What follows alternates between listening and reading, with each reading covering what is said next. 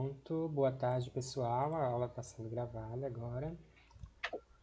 Jorge, vou passar a palavra para você. A gente vai começar, só para lembrar, com a correção com algumas considerações sobre o exercício do final de semana, que foi o exercício 3, em que foi pedido para escrever 2 parágrafos sobre a introdução, o objetivo do trabalho dos alunos.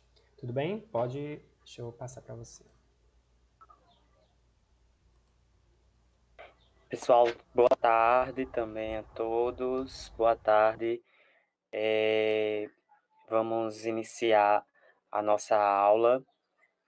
Eu tive com o Wesley conversando agora há pouco sobre a possibilidade de nós fazermos a aula de hoje e amanhã junto, e seria amanhã. Mas, neste caso, nós chegamos à conclusão aqui, juntamente com vocês, quando conversávamos, e o Wesley pedia algumas considerações a vocês, e todo mundo decidiu que hoje dá certo, né? Eu gosto de vocês por conta disso, porque hoje é o dia mais essencial das nossas vidas. Infelizmente, nós não vamos ficar as 2 horas, como também de previsto, né? Porque eu precisarei me ausentar um pouquinho durante a aula, tendo em vista que vou estar participando de uma outra reunião. E assim eu espero que todas compreendam, e a gente dá continuidade a essa nossa aula amanhã. Tudo bem? Vamos começar a conversar sobre a construção do artigo científico mais uma vez. Ontem nós falávamos da elaboração desse artigo pensando nos aspectos a partir, né, da estrutura IMRD, que é uma estrutura de metodologia da escrita acadêmica, mais precisamente da escrita de artigos científicos. Conseguimos compreender que nessa estrutura IMRD nós iniciamos a escrita do artigo a partir da introdução. Vimos que a introdução ela é composta por alguns elementos, né, onde já se tem a apresentação mais geral de todo o corpus do artigo científico. É sempre muito bom lembrar que artigo científico é o gênero textual acadêmico que praticamente mais se produz na universidade. Então, é o gênero com o qual a gente tem que estar sempre por dentro, né, da sua estrutura, da forma como se escreve, da maneira como nós elaboramos e desenvolvemos o processo da pesquisa e, consequentemente, realizamos a redação. Então, hoje, nós vamos conversar, né, sobre artigo científico, continuar essa nossa conversa sobre o artigo científico, e eu trouxe um conceito para nós relembrarmos o que é o artigo científico. Já percebemos que ele é um texto acadêmico, que é um gênero textual de circulação na esfera acadêmica, é um gênero textual solicitado no âmbito da universidade, produzido no âmbito da universidade, circula também nesse mesmo âmbito e é, claro, consumido pelas pessoas que estão ali dentro da universidade. Então, pensando que o artigo é um gênero textual acadêmico, nós também entendemos que ele é um texto escrito que relata uma investigação de natureza teórica e ou metodológica realizada por seu autor ou grupo de autores, que normalmente relaciona suas descobertas com as de outros estudos.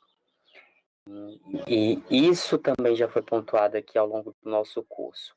A ideia de que quem escreve o artigo científico pode ser uma única pessoa, ou pode ser um grupo de pessoas, né, um grupo de autores. Vimos que é um resultado de investigação científica, que mescla aspectos teóricos e metodológicos, que nos leva a desenvolver o conhecimento científico, produzindo, né, resultados dentro de uma área do conhecimento, dentro de um campo específico, um domínio, né, aquele lugar onde a gente se sente à vontade de pesquisar e de estudar, porque nós temos uma identificação, uma paixão, um prazer, um desejo, uma vontade, né, uma curiosidade. É esse lugar onde você se faz pesquisador e de onde você parte para escrever o seu artigo científico. Então, essa é uma consideração bem simples para a gente do que é o artigo científico, né? Uma introdução básica para nós pensarmos. Todo mundo consegue relembrar aqui, as meninas estão relembrando comigo essas informações. Vocês lembram desses aspectos que nós vimos aqui durante o curso? A ideia de que o artigo é um gênero textual, que é resultado de um processo de pesquisa, né, que mescla esses aspectos teórico-metodológicos. Acredito que todas se recordam que nós já tivemos essa experiência aqui no curso. Eu trouxe para reprisar também e, de uma certa maneira, deixar mais detalhado para a gente quais são os passos do artigo científico, né? Porém, antes de nós entrarmos diretamente nessa produção do artigo científico, nós vamos falar da pesquisa científica. Quais são os passos para desenvolver uma pesquisa científica? E eu coloquei aqui para vocês 10 passos da pesquisa científica. O primeiro é a escolha do tema, né? Você precisa escolher o seu tema, né? Aquela temática que mais lhe torna curioso, né? E mais lhe faz provocar e questionar as coisas à sua volta. Então, você escolhe o tema, né? Esse é o primeiro passo. Escolher o tema, o que você vai fazer? Revisar a literatura, né, científica relacionada a esse seu objeto de estudo.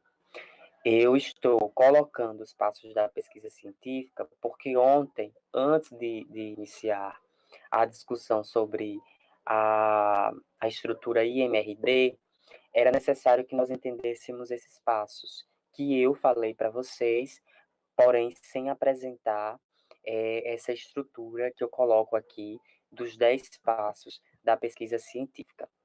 Tem um autor com o qual nós estamos trabalhando, que está no nosso plano de curso, que é o Maurício Pereira, que aborda os 10 passos, né, para a escrita do artigo científico, e eu trouxe para vocês, antes, né, da gente de fato se apropriar desses passos que nós já viemos ao longo desse curso desenvolvendo, é necessário pensarmos também nos passos da pesquisa científica.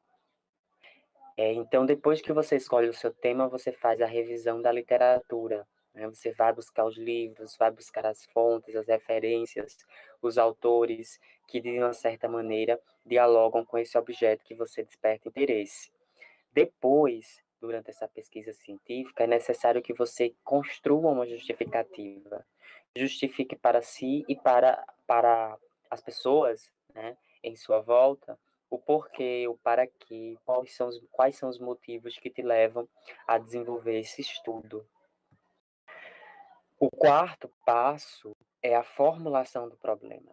Então, a partir do momento que você escolhe o tema, que você estuda o referencial teórico na área, né, que você justifica esse movimento de estudo, de reflexão, de aprofundamento sobre o objeto, você vai formular o seu problema, né? Você já está conhecedor, já tem informações, está munido de conhecimentos, formula o problema. Qual é o meu problema? Qual vai ser a minha questão de pesquisa? Você determina a partir desse movimento, né? Em seguida, vem os teus objetivos, né? O objetivo geral, os objetivos específicos, né? O que é que você pretende né, atingir com a realização dessa pesquisa? O que você pretende resolver, o que você pretende fazer com a realização da pesquisa? O sexto passo é a definição da metodologia, né? Revisou a literatura, tem uma justificativa clara do porquê, do para quê, já tem uma questão de pesquisa, já tem objetivos elencados, você vai pensar na metodologia, como fazer a pesquisa se concretizar.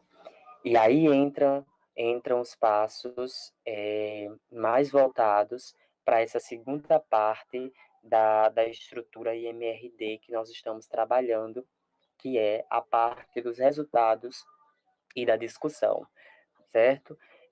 Quando é que entra essa parte dos resultados e da discussão? Quando nós começamos a refletir, né, e a realizar a questão da coleta de dados. Então, você começa a realizar a coleta de dados, vai a campo, né, definiu a tua metodologia, já está claro para você qual é o seu método, qual é a sua estratégia de pesquisa, quais são os seus instrumentos, você vai a campo coletar os dados da tua pesquisa. O oitavo passo é a tabulação desses dados, né, quando você para sintetizar, para selecionar, para esquematizar, né, para ter esses dados de uma forma precisa, organizada e facilitar a tua análise. O nono passo é a análise e a discussão dos resultados, e aí, como 10º passo, nós temos a conclusão da análise dos resultados, né?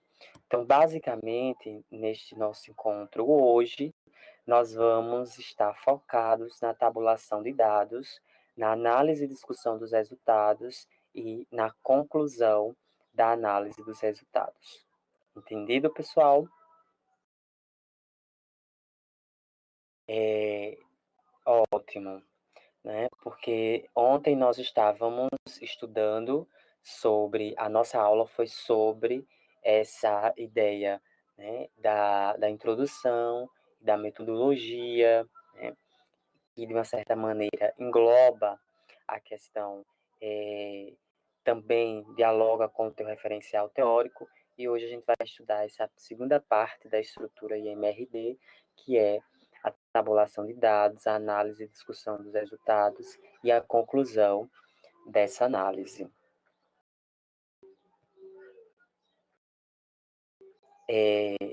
Ainda voltando aqui, nós poderíamos ter um exemplo, né, mais claro para entender essa estrutura. Então, vamos pensar que o tema da pesquisa seja a violência, né, a violência no âmbito ou no contexto escolar. E para isso, depois que eu escolho esse tema, eu vou fazer toda uma revisão da literatura, né? Então, eu vou pesquisar autores que abordam essa temática, e aí eu posso ter autores do campo da psicologia, da sociologia, da educação, né? Então, eu vou aprofundar o estudo sobre a violência no contexto escolar. Depois eu justifico, né? Eu tenho um porquê e um para quê, né? Eu posso dizer que na escola onde eu trabalho, me senti inquieto, provocado, né, para pensar essa questão da violência, porque é notório o número, né, de frequência, né, da violência no cotidiano escolar. As escolas, né, que têm apresentado um número mais preciso de violência como reflexo da sociedade, sendo um micro-organismo social. Então, tudo isso pode ser uma justificativa. É claro que vou fazer isso de uma maneira sistematizada. E no quarto ponto, a formulação do problema, o meu problema pode ser como a violência no contexto escolar interfere no processo de ensino-aprendizagem ou no desenvolvimento cognitivo dos alunos, né? Isso pode ser uma questão de pesquisa para mim. E em seguida eu vou definir meus objetivos, né? Então vamos pensar que o objetivo geral seja analisar os processos ou analisar as situações de violência no contexto escolar que interrompem ou que causam sequelas, bloqueios no processo de aquisição do conhecimento, né? Então, assim, eu elaboro um objetivo geral e, em seguida, elaboro outros objetivos específicos que vão atender ao foco da minha pesquisa, né? E venho para a questão da metodologia, né? Durante a metodologia, eu posso fazer um estudo de caso, selecionando 2 escolas num determinado município no qual eu moro, ou um município, ou um outro município que eu tenho interesse, né? Seleciono essas 2 escolas como o meu locus de pesquisa, o meu campo, né? Defino que nesse estudo de caso vou fazer observação, vou fazer a realização de entrevistas com professores e alunos, né? Aí eu defino que vou fazer isso com professores e alunos do 6º e do 9º ano, né? Então, eu faço todo um desenho metodológico de como a pesquisa vai se efetivar. Em seguida, eu começo a coleta de dados e vou até essas 2 escolas, né? Seleciono alguns dias, né? Faço um projeto, um plano, né? Na verdade é um plano, faço um plano de como acontecerá a ida ao campo, né? Então, vou passar 4 dias em cada escola, esse será o meu processo de coleta de dados. 2 dias eu passo observando, 2 dias eu passo realizando as entrevistas com os sujeitos da pesquisa, né? E as entrevistas vão ser gravadas, né? Eu vou fazer isso com gravação em áudio, para que depois eu possa fazer uma transcrição. Então, tenho uma estrutura, um plano de como a coleta de dados vai acontecer. E aí entra em ação, entra em processo esse movimento da análise, né, e da discussão dos resultados da pesquisa, né? Entra em ação, entra em processo o tratamento dos dados que nós vamos fazer, que foram coletados, e como esse tratamento tem que ser efetivado em diálogo, né, em relação com o referencial teórico que eu trabalho. Porque fazer a análise e a discussão não é só apresentar os dados, é apresentar os dados tendo uma relação, estabelecendo uma conexão com o referencial teórico, com o que os autores que me serviram de base, né, para a reflexão desse objeto de estudo já têm pontuado, né, sobre essas temáticas dentro do contexto escolar, né? Então, faço esse processo. Eu costumo dizer que esse movimento do tratamento dos dados, ele é como essa pista, né, aí de corrida que a gente está vendo, né? Ele é como essa pista de corrida aqui que a gente está vendo, tá? É como uma corrida mesmo, como um atleta que vai suar, né? Um atleta que vai parar para descansar um pouco, um atleta que vai precisar, talvez, de apoio, de instrução,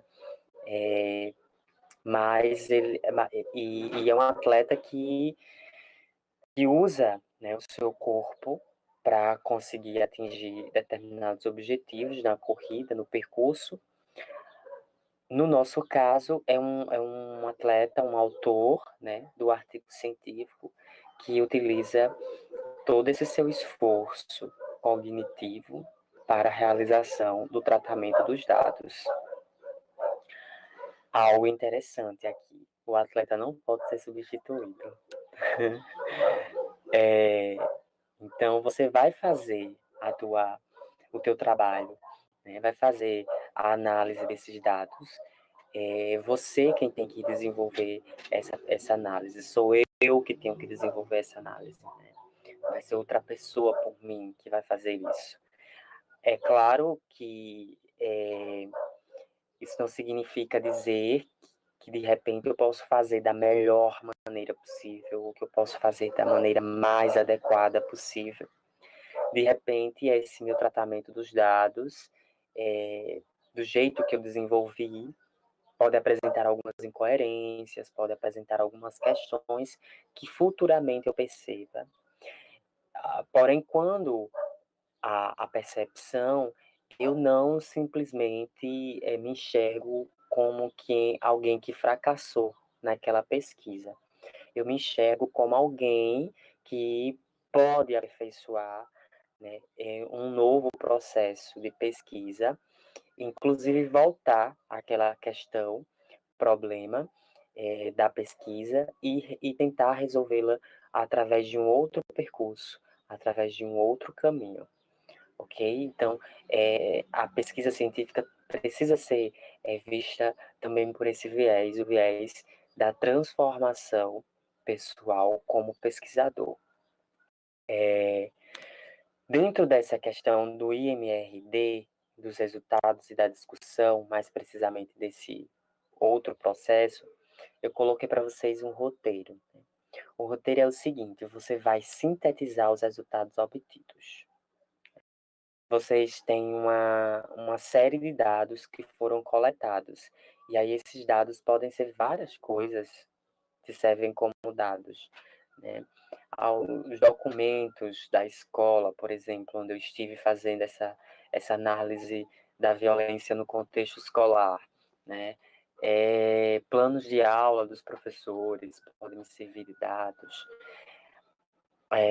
Diferentes instrumentos podem me servir de dados, né? Um caderninho onde eu anoto todas as observações que faço das aulas, do cotidiano na escola, também me serve de dados. A questão é quais dados vão ser mais relevantes para você, né? Quais dados vão te apresentar com mais precisão, né, resultados que te levem a desenvolver a análise do objeto com mais significação, né? Com mais precisão dentro dessa temática que você se propõe e dessa questão que você se autodesafia, né, como pesquisador. Então, sintetize os resultados obtidos, tudo aquilo que você coleta como resultados, você né, para sintetizar, se são questionários, você para fazer a tabulação das respostas dos questionários, né? E isso dá um trabalho. Se são entrevistas, você para fazer a transcrição. Se de repente você desenvolveu alguma análise documental, né? Você para sintetizar as partes mais essenciais dos documentos que foram analisados, né? Se foi através da história oral, você para fazer a sintetização dos relatos contados, né?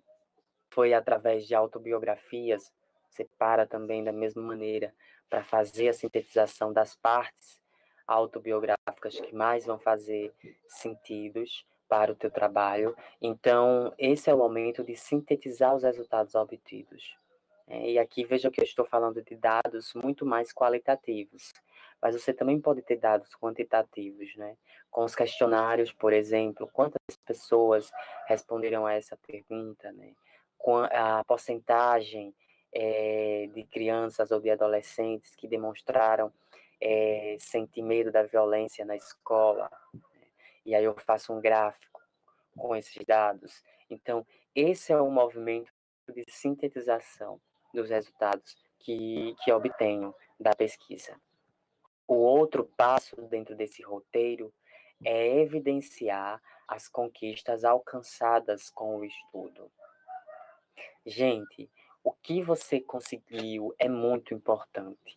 O que você conseguiu é muito relevante. Você tem que dizer uau para si mesmo, né? Então, evidenciem as conquistas, evidenciem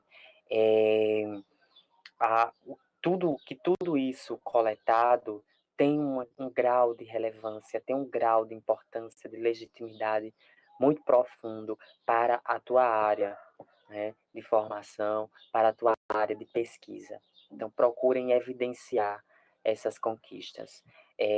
Inclusive, evidenciar que você conseguiu dentro do campus, do campo da pesquisa, conversar com crianças e adolescentes que já disseram ser vítimas de violência, né, dentro do ambiente escolar, que as crianças e os adolescentes relataram de uma maneira, e aí você coloca isso como uma coisa muito, muito interessante na tua pesquisa, né, que te chamou a atenção como pesquisador e que demonstrou uma relevância.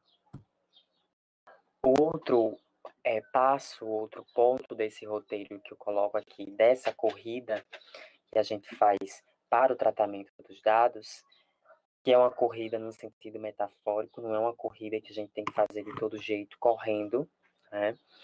Esse momento é um momento muito delicado da pesquisa, você precisa fazer com cuidado, com atenção, para não deslizar, né, e não escorregar e cair na pista.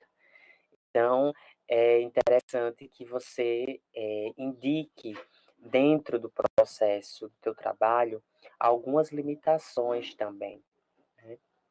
Por exemplo, a escola limitou que você conversasse com os alunos, né, não tivesse um diálogo mais profundo com as crianças e os adolescentes, porque teve medo da conversa ser traumatizante ou traumática para esses sujeitos.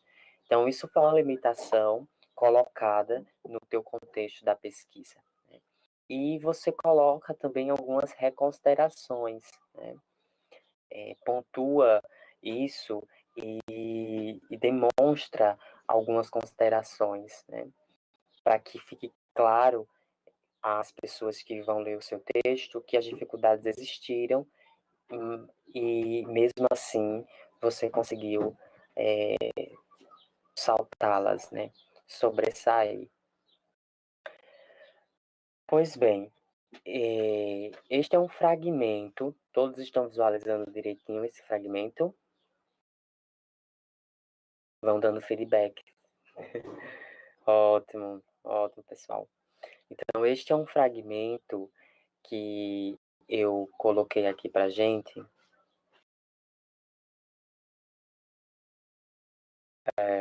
Só um momento que tá abrindo aqui o negócio. A reunião. Então, este é um fragmento que eu coloquei aqui pra gente visualizar como os resultados de uma determinada pesquisa são apresentados de um modo bem conciso, né? Porque também é muito interessante pensarmos que a apresentação dos resultados, ela não pode ser algo confuso, impreciso, dúbio, que provoque ambiguidades. A apresentação dos resultados precisa ser clara, objetiva, concisa, direta, né? E para isso eu trouxe esse fragmento que é de um resumo expandido, né? É de um material desses que a gente publica em congressos e em eventos que, de repente, precisamos sintetizar os resultados da pesquisa em um único parágrafo. Mas é só como exemplo para a gente entender como o raciocínio lógico da sintetização dos resultados precisa estar sendo desenvolvida na gente, né? É claro que dentro de um artigo científico, a parte que você vai dedicar à análise e discussão dos resultados, né, a apresentação dos resultados e a análise desses resultados, é uma parte considerada extensa, né? É uma parte que, inclusive, alguns professores, algumas professoras chamam de mais importante, que é o teu olhar sobre o real, né? É o teu olhar sobre a experiência vivida, concreta, né? A prática. Vamos ler esse parágrafo. Né? Observou-se maior significância para as análises de preço do leite pago ao produtor X, preço do UHT,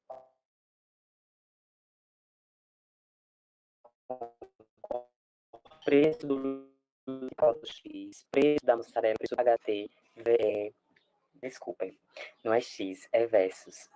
Observou-se marcado para as análises do preço do leite pago ao produtor versus preço do UHT com correlação moderada. Preço do leite pago ao produtor versus preço da mussarela e preço do UHT versus preço da mussarela, ambos com correlações fortes. As outras análises apresentaram fraca correlação. Vale destacar que a correlação desemprego versus preço do leite pago ao produtor foi inversamente proporcional por apresentar coeficiente negativo. Isso significa que, conforme o desemprego aumenta o preço do leite pago ao produtor, cai na mesma proporção, né? Aumenta o preço do leite pago ao produtor, cai na mesma proporção. Se nós prestarmos atenção, este verbo, tá, colocado aqui de uma maneira imprecisa para a gente, né, na terceira pessoa, faz com que também já seja um verbo de característica da apresentação de resultados. Observou-se, né, constatou-se, percebeu-se, ok? Quando nós utilizamos estes verbos, estamos enunciando apresentações de resultados no artigo científico. Algumas partes aqui, né, quando ele coloca as outras análises, né, isso ele quer dizer que dentro desse corpus de análise foca-se uma parte, né, mas se enfatiza também uma outra parte que é de importância, que é de relevância, ressaltar, porém não mais relevante ou mais importante que a citada anteriormente. E para isso, vai desenvolvendo todo um raciocínio lógico, né, com expressões como vale destacar, expressões isso significa, ok?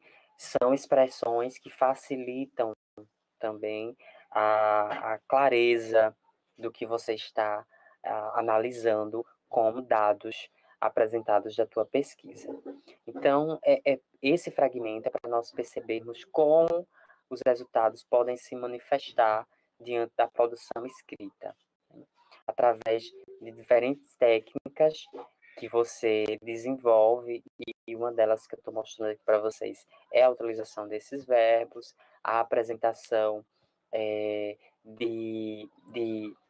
a enfatização em uma parte dos dados e a ressalta de outras análises que são realizadas, a utilização também de expressões como, por exemplo, isso significa e vale destacar, vale ressaltar, né, é importante, é necessário, ou seja, são expressões que mostram para o teu leitor como você enxerga, né, enquanto autor do texto, ou como você faz, enquanto autor do texto, o tratamento dos dados que foram coletados na pesquisa. Gente, então, quando nós fazemos essa análise e discussão dos resultados, que é a segunda parte da estrutura IMRD, é muito interessante para cada um de nós conhecermos instrumentos de coleta de dados. Quando vocês forem fazer as pesquisas de vocês, né, ou quando vocês já estão realizando as pesquisas, sempre são utilizados instrumentos para a coleta dos dados. Aqui eu coloquei alguns desses instrumentos, que são mais vinculados, mais aproximados de uma abordagem qualitativa da pesquisa científica. Antes, julgo importante lermos como é que alguns autores, nesse caso aqui a Merian, coloca o conceito de dados da gente, né? Os dados podem ser definidos como fragmentos e peças de informações encontradas no ambiente. São coletados de maneira sistemática para proporcionar a base de evidências, a partir da qual são feitas interpretações e declarações destinadas a desenvolver o conhecimento e o entendimento relacionado a uma questão, problema de pesquisa. Então, olhem só como os dados eles são importantíssimos na pesquisa. Importantíssimos. Esse momento de fazer a análise, esse momento de fazer a apresentação dos resultados da pesquisa, né, é importantíssimo no artigo científico. Então, tenham sempre em mente que os dados são esses fragmentos e peças de informações encontradas no ambiente, que vão ser coletados por você como pesquisador, lá no espaço onde a tua pesquisa está sendo desenvolvida, e vão te servir de evidências para que as tuas interpretações sejam realizadas. Gente, se o texto acadêmico, neste caso o artigo científico, ele é um texto temático, ele é um texto que realiza interpretações, você precisa ter evidências, né? São interpretações mais abstratas, você precisa ter evidências, ok? Então, as evidências elas só vão ser propiciadas através da coleta de dados, né? Para a coleta de dados, existem instrumentos como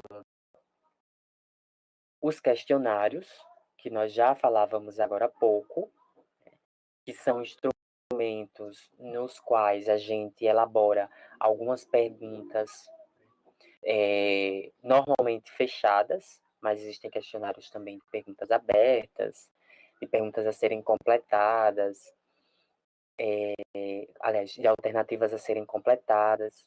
Então, os questionários são realizados com uma amostra particular dos sujeitos da tua pesquisa. Você aplica esse questionário, as pessoas respondem o questionário, e podem, inclusive, responder o questionário de modo online. Você pode mandar através de um link para as pessoas e elas responderem, né? E essas respostas dadas te servirão de dados. Esse é um instrumento bacana de você coletar dados, principalmente para pesquisadores que às vezes têm muitas dificuldades de ir a campo, né? Tem muitas dificuldades de se inserir com mais presteza, né? Eu não diria mais assim, de se inserir com mais vivacidade dentro do contexto da pesquisa, né? Eu queria também pontuar aqui para vocês que os questionários exigem uma certa tabulação que é complexa. Porque é preciso perceber como cada resposta é dada, mesmo que as pessoas elas deem respostas iguais. Então, ele é um instrumento de coleta de dados complexo. Ao mesmo tempo, ele também é um instrumento de coleta de dados de fácil emprego no contexto da pesquisa. Outro instrumento que eu coloco para vocês são as entrevistas. E aqui, diferente dos questionários, as entrevistas ela precisa de uma preparação maior, né? Porque para a realização da entrevista eu, inclusive, preciso preparar até o ambiente, né? A entrevista ela acontece como um meio também de comunicação, né? De expressão de ideias. A entrevista ela se dá entre um ponto A e um ponto B, né? entre um entrevistador, né, e um entrevistado.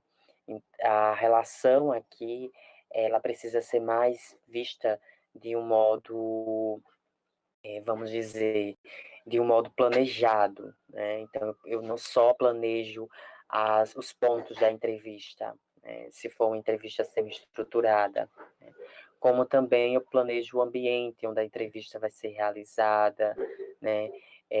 Às vezes, o tom da minha voz, né? As deixas que eu vou dar durante o processo da entrevista também podem ser planejadas.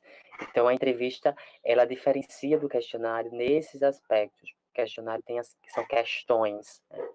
Entrevistas são pontos, são perguntas, algumas vezes perguntas que acontecem de um modo direto, de um modo indireto, né?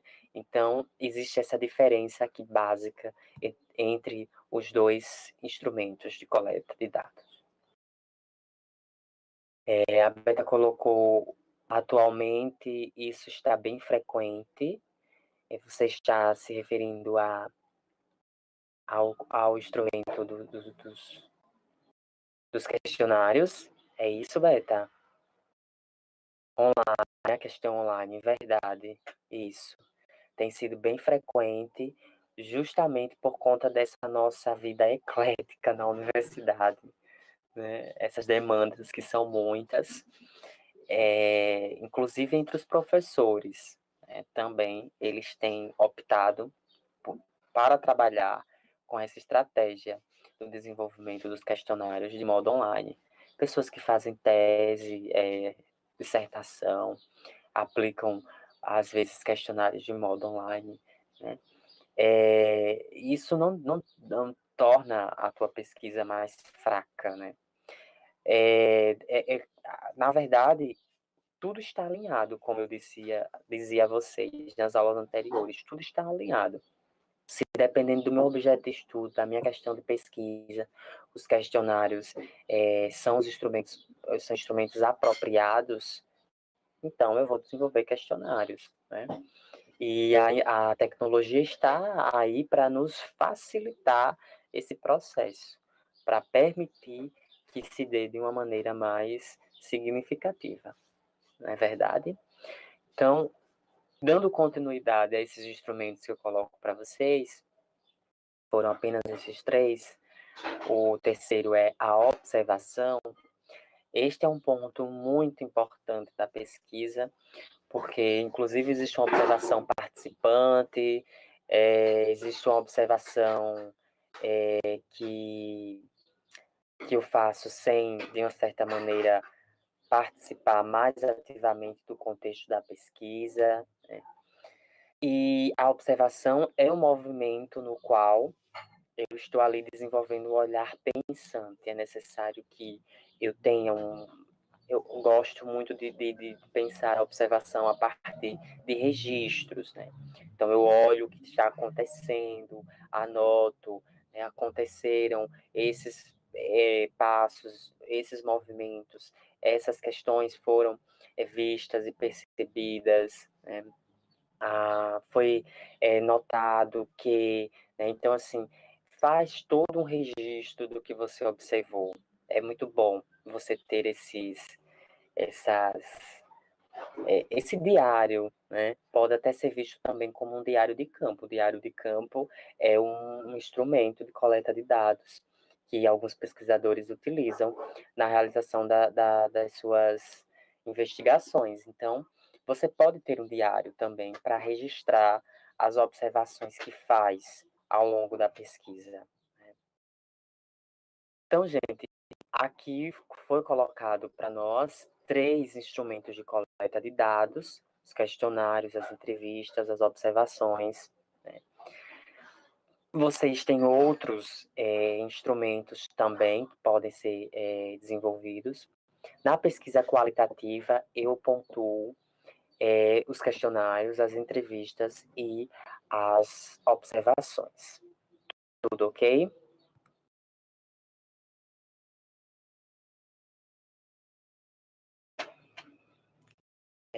Certo, Beta. Muito obrigado pelo feedback. Vamos lá, vamos para a análise e discussão dos resultados, dando continuidade a essa reflexão que estamos fazendo aqui. Eu trouxe para vocês um quadro que é de um dos livros que eu tenho sobre pesquisa, né? E este quadro está lá numa parte que o autor vai tratar da questão do tratamento dos dados, né? Vai abordar o tratamento dos dados. Este quadro demonstra para nós como, né, pode ocorrer, né, a coleta de dados, né? Quais são, na verdade, os movimentos que a gente estabelece, que fontes a gente pode encontrar dados, né? Por que a gente tem que coletar esses dados, onde nós encontramos, quais são os tipos de dados que nós dispomos quando realizamos a pesquisa. O autor divide o quadro em 4 colunas. A primeira diz respeito ao tipo de dados a serem coletados. A segunda diz respeito aos meios de coleta de dados. A terceira diz respeito à justificativa para os dados serem coletados. E a quarta coluna diz respeito às fontes de informação e orientação, né? Então, tipos de dados. É preciso que você deixe claro, é preciso que eu possa deixar claro durante a minha pesquisa, que tipo de dados preciso coletar para responder à questão da pesquisa, né? Que tipos de dados? Não é simplesmente porque eu quero desenvolver uma entrevista que eu vou desenvolver uma entrevista, né? De repente, o meu objetivo, ele só não me leva a fazer uma análise documental e já é suficiente. Então, não preciso fazer pesquisa. Desculpem, não preciso fazer entrevista, né? Porque a pesquisa já é respondida a partir da análise documental. Então, os documentos já me servem de dados. Depende muito do teu objeto de estudo, da tua questão da pesquisa, né? Então, você tem que pensar nisso, relacionar os dados à tua questão de pesquisa. Quanto aos meios de coleta de dados, fica a pergunta para eu fazer, né? Que tipo de ferramentas e métodos serão usados para coletar os vários tipos de dados de que necessito, né? Quais ferramentas? Questionários, entrevistas, observações, né? Que métodos eu vou utilizar, né? Um método etnográfico, um método de análise de conteúdo, né? Que método eu utilizo para fazer o tratamento dos dados que são coletados? A outra questão diz respeito à justificativa que eu preciso apresentar, né, para os dados serem coletados, né? Como cada tipo de dado a ser coletado ajuda a responder minha questão de pesquisa? Que outros tipos de dados podem ser usados? Por que os tipos de dados que escolhi são preferíveis para a tarefa? Posso justificar minhas decisões? Como? Você precisa responder a essas perguntas. Elas são essenciais. Como eu disse, de repente pode descobrir que os instrumentos que está utilizando não são os adequados para responder a tua questão de pesquisa, quando você começa a refletir essas questões. E no que diz respeito às fontes de informação e orientação, ficam algumas questões para eu pensar na figura do pesquisador. Quem proporciona bons conselhos ou informações sobre a coleta de dados em geral? Gente, é necessário que eu entenda como isso acontece. É necessário que eu vá ler também materiais de metodologia científica, que eu vá compreender também como acontece a pesquisa, né? Que eu tenha referências também de como acontece a pesquisa. Não é só um referencial teórico que dialoga com o meu objeto de estudo, é um referencial teórico que dialoga com a questão da pesquisa, né? Quem proporciona bons relatos dos meios de coleta de dados que vou usar? Quais são os outros autores, as outras pessoas que já se utilizaram desses instrumentos, que já realizaram análises a partir desses métodos? Quem são esses autores? Que trabalhos eles apresentam? E aí eu vou conhecer um pouco dos trabalhos deles, vou ver como esses autores realizaram essas pesquisas, como aplicaram esses métodos, como desenvolveram os instrumentos, né? Vou conhecendo o autor, vou me familiarizando com essa maneira de coletar dados para a pesquisa. Quem explica como realizar estes tipos de coleta de dados, né? Ou seja, também esses autores que já realizaram estudos a partir desse meio de coleta de dados. Como identifico e localizo os melhores expoentes dos tipos de coleta de dados que quero realizar, né? E aí fica a questão, como é que você procura, né? E aqui nós acabamos dando algumas dicas para vocês de como pesquisar, né? Estudos, análises, artigos científicos que já foram realizados por algumas pessoas, abordando o teu objeto de estudo, ou abordando o método que você se identifica, ou abordando instrumentos de coleta de dados que você está procurando desenvolver. Nós vimos aqui no curso que existem alguns lugares, espaços, onde a gente pode estar pesquisando esses expoentes, essas referências para a gente de como a pesquisa pode ser desenvolvida a partir desse referencial teórico-metodológico que faz parte do processo de conhecimento científico, da construção do conhecimento científico. Então, é muito bom que essas áreas aqui, né, do tipo dos dados, os meios que eu vou utilizar, o porquê que eu estou utilizando esses instrumentos, né, o conhecimento de pessoas, de autores, de pesquisadores que já utilizaram esses instrumentos. Então, esse movimento é muito importante que eu faça durante a realização da pesquisa.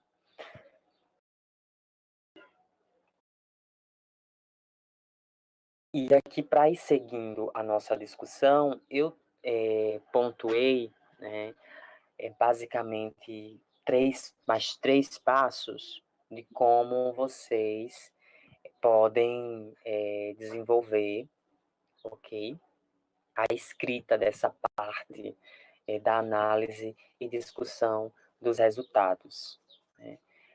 Após a coleta de dados, você resolve as questões e escreve, né? Você vai escrever, vai escrever, vai escrever. E aí, tudo isso que vai sendo juntado é como um quebra-cabeças.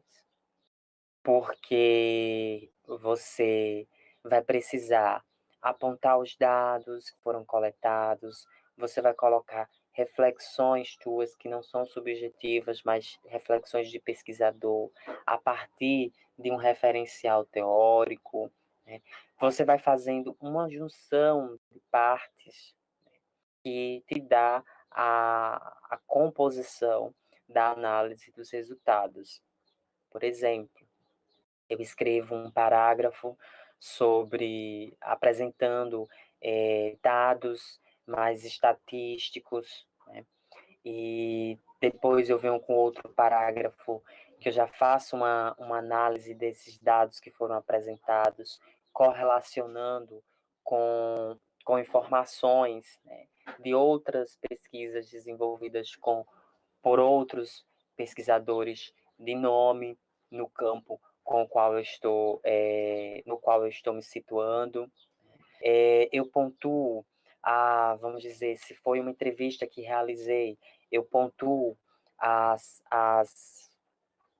os dados coletados dessa entrevista, os fragmentos, né, dessa entrevista que eu selecionei para a minha análise de dados, né?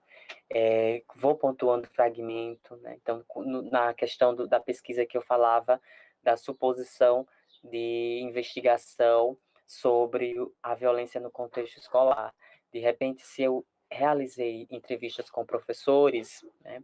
Então, eu vou ter a professora 1, a professora 2, a professora 3, ou vou ter o professor A, o professor B, o professor C, e aí os fragmentos da entrevista eu coloco na minha análise de dados, dizendo o seguinte, assim como se percebe na fala da professora A, né, na fala da professora 1, e aí eu coloco o fragmento.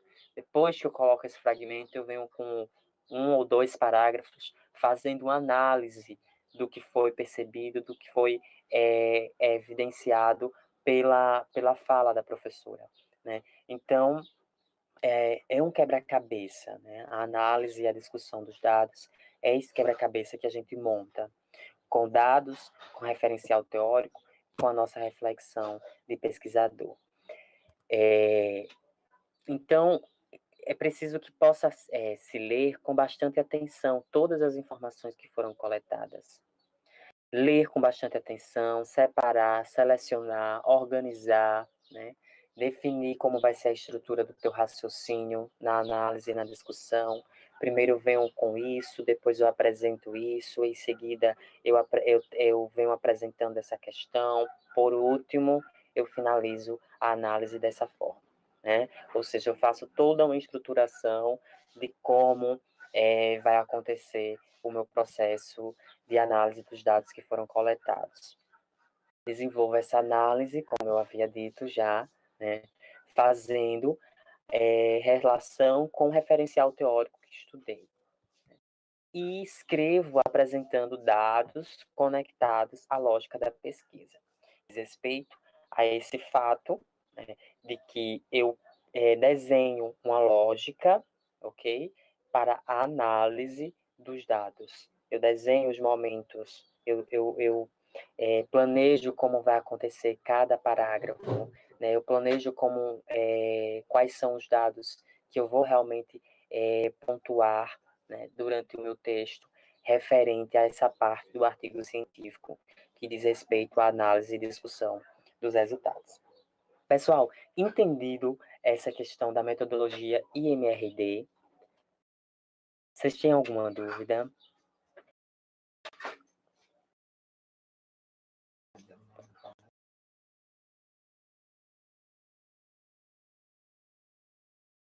Eu vi que a Beta já comentou que sim, foi entendido, Dominique, Márcia também.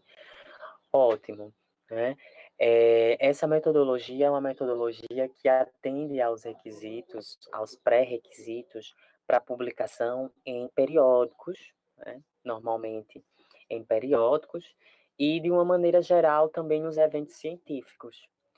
Então, se nós nos apropriamos dessa metodologia IMRD, nós podemos escrever artigos científicos com mais bem mais elaborados, né, na verdade, desenvolver com mais desenvoltura, né, e fazer artigos científicos com mais desenvoltura e tê-los socializados, publicados, né, partilhados em eventos científicos. É uma metodologia também uma estrutura que também pode te servir se de repente você está procurando a escrita de artigo científico para a apresentação de um trabalho de conclusão de curso, né? Não difere basicamente nada do processo, só algumas questões que são mais particulares e mais internas da instituição de ensino que você faz parte.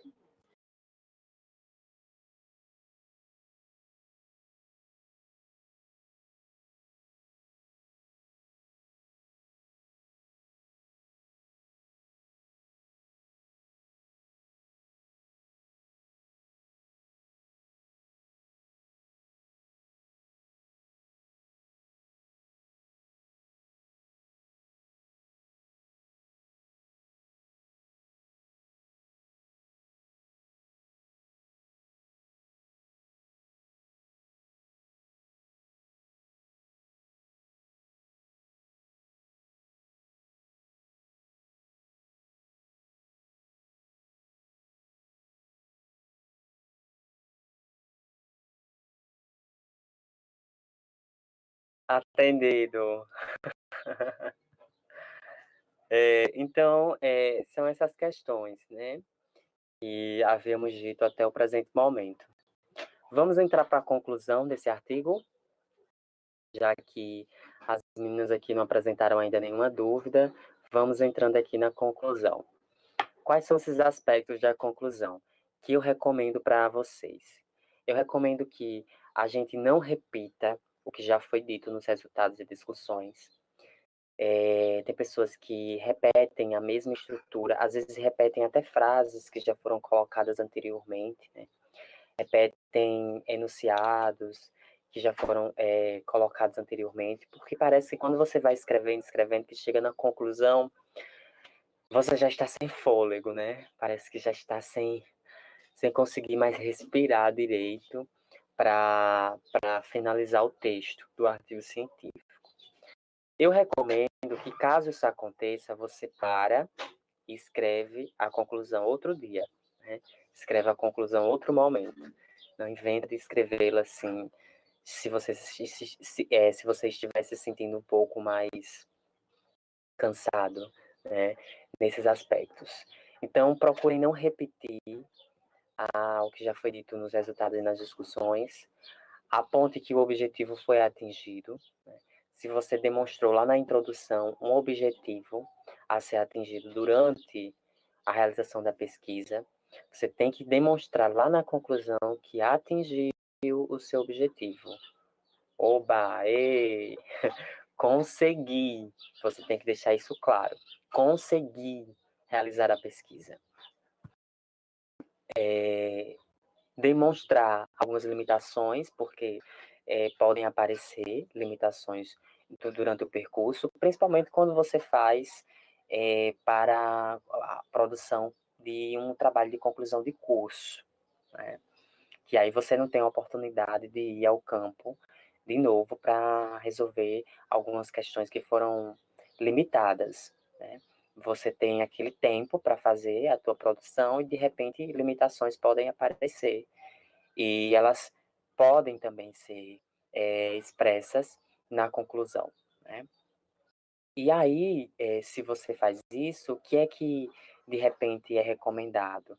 Que eu apresente sugestões de trabalhos futuros. Ainda que fiquem abertas algumas questões relacionadas à minha pesquisa, eu demonstro, né, que tenho sugestões de trabalhos futuros.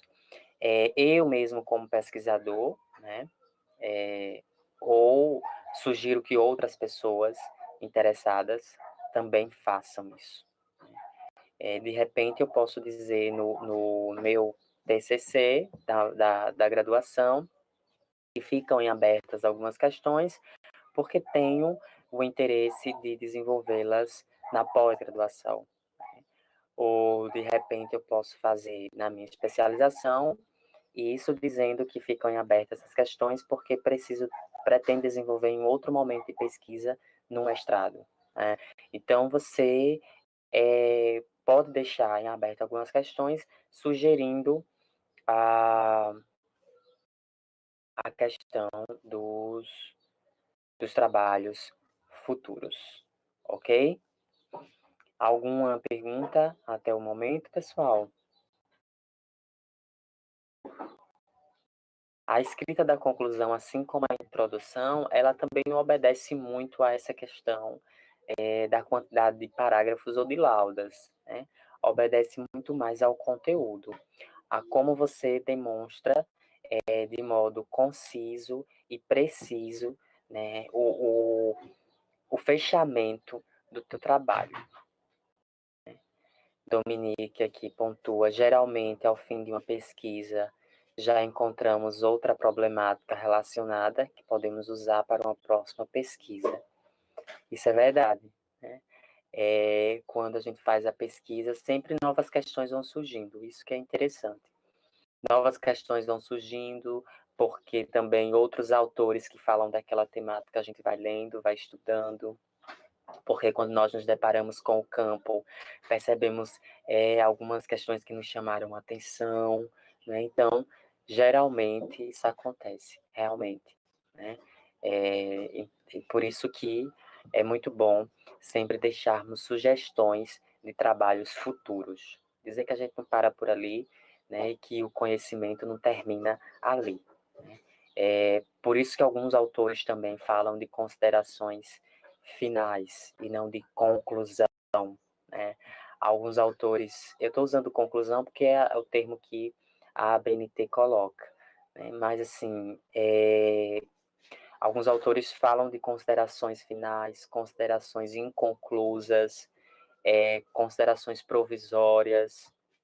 Sempre se usam algumas expressões nesse sentido, para dizer que o trabalho, né, científico, o conhecimento científico flui, né, permanece fluindo.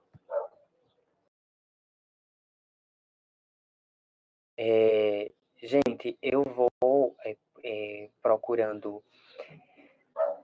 finalizar esta nossa aula, né, toda essa discussão sobre a estrutura IMRD, trazendo uma ilustração que é elaborada a partir de um material do Maurício Pereira sobre o que ele considera 10 passos para a escrita de um artigo científico bem-sucedido.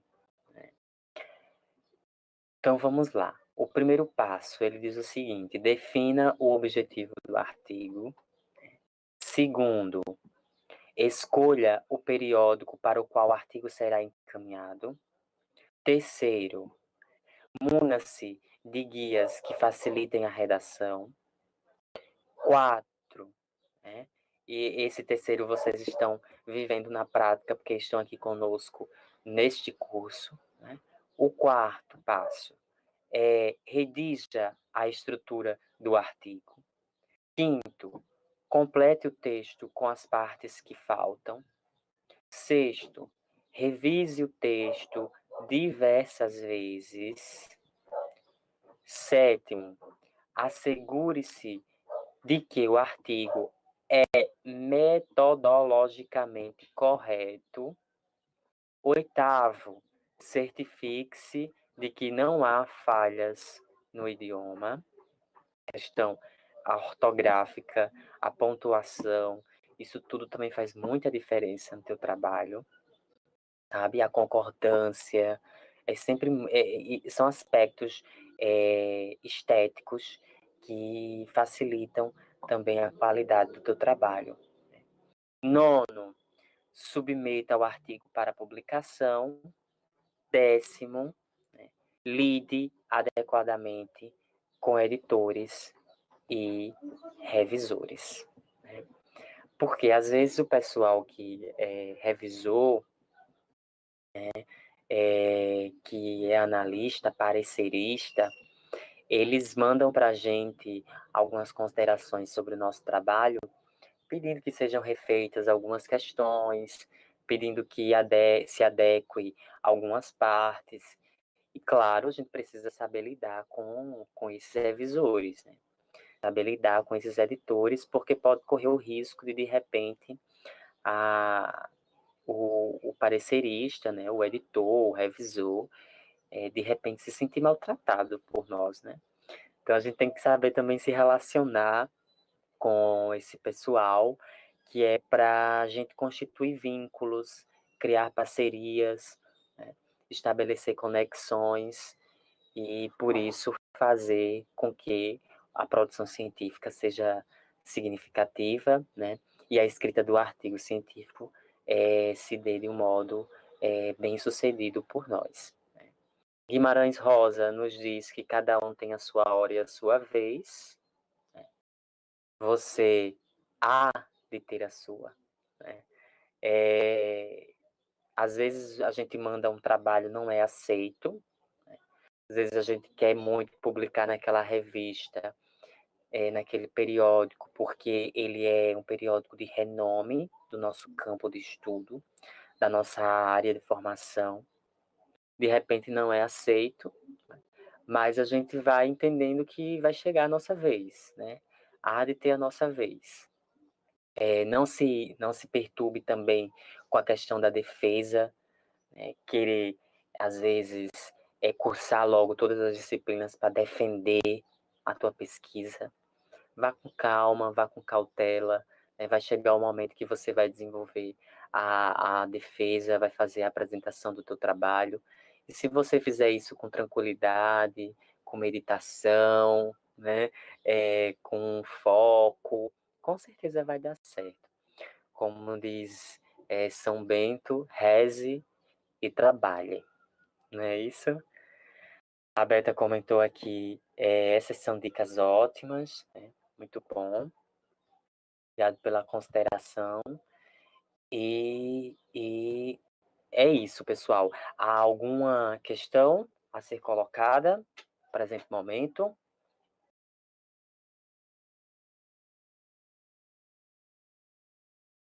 Gratidão, Beta, também. Viu? Muito obrigado a vocês por terem acompanhado até agora as nossas discussões sobre o curso de escrita acadêmica, a construção do artigo científico. Agradecimentos também a Márcia, né? Agradecimentos a Dominique. Vou passar a palavra aqui para o Wesley, para a gente finalizando nossa aula hoje.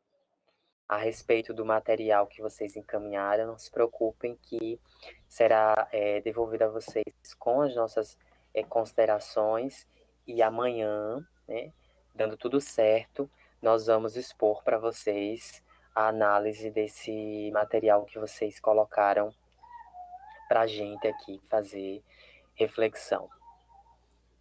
Pronto, pessoal, como o professor Jorge bem falou, a aula está acabando um pouquinho mais cedo, só para efeito de registro, por questões maiores, tá? O professor tem uma outra reunião marcada daqui a pouquinho.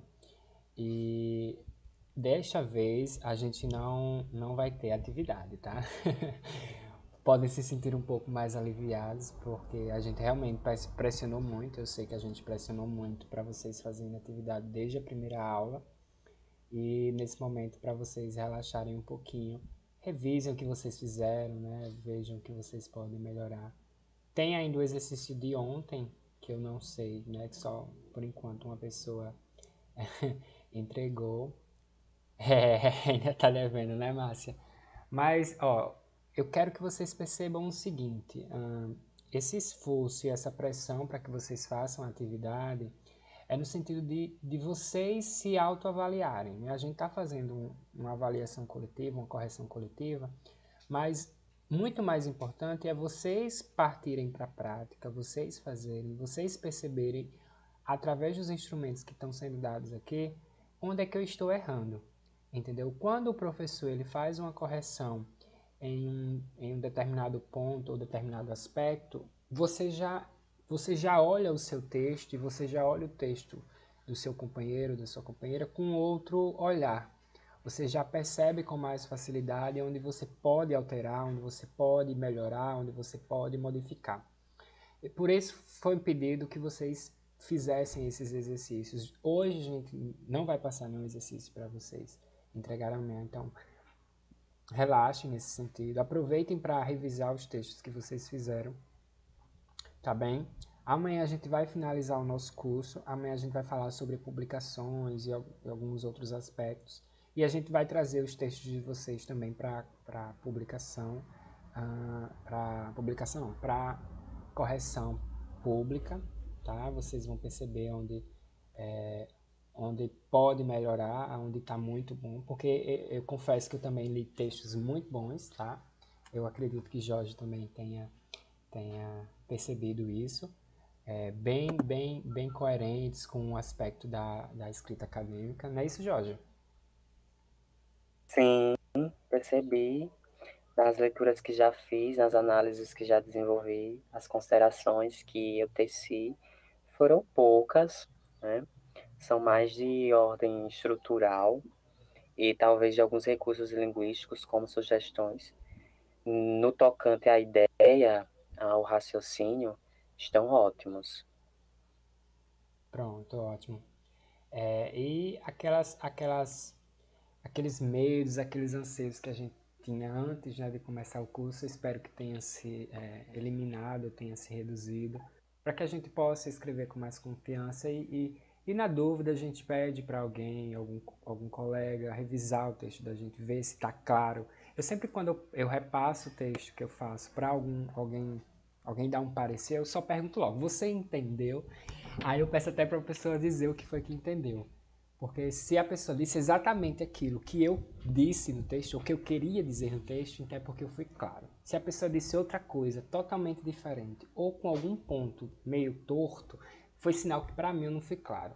Foi sinal que eu não fiz com excelência o que eu me propus a fazer. Então, é uma dica que eu posso jogar para vocês. É essa. Peça que a pessoa olhe o texto, diga o que foi que a pessoa entendeu do texto, porque aí você vai corrigindo alguns pontos. Porque na sua cabeça, foi até um caso que aconteceu comigo, eu escrevi um parágrafo que estava muito entendível para mim por causa dos textos que eu já tinha lido. Mas quando minha professora viu, ela não entendeu, não ficou tão claro para ela. E depois que eu falei com ela alguns apontamentos, ela disse: Ah, agora está claro o texto. Agora está claro porque você me disse isso, não porque estava escrito. Então, são essas nuances que vocês podem prestar atenção. Então, por hoje é só, tá? Eu vou mandar o link para vocês da aula de hoje junto com o PDF dessa aula. Beta, se você não receber daqui a meia hora, você pode encaminhar um e-mail para mim que eu envio diretamente para você, tá bom? Porque eu vou enviar todo mundo junto pelos e-mails que foram cadastrados lá na inscrição. Então, por hoje é só. Muito obrigado mesmo por isso, por todo esse encontro, por essa aula de hoje. Ao professor também agradeço. Então, a gente se vê amanhã, tá bom? No mesmo horário, 3 horas da tarde. Tchau, tchau, pessoal.